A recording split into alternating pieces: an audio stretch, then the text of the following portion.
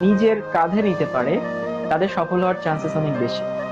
এখন প্রশ্ন আসতে পারে, ভাইয়া আশেপাশের দায়কে নিজের কাঁধে নেওয়া মানে আসলে কি?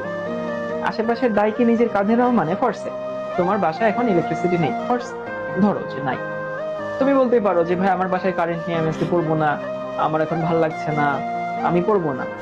তাহলে তুমি কিন্তু দায়টা নিজের উপরে নিলা না।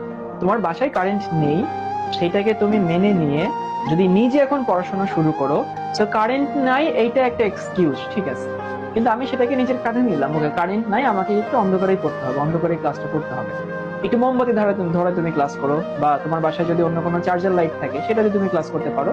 তো এটা হচ্ছে একটা ফ্যাক্ট যে আশেপাশের দায়কে নিজের উপরে নেওয়া।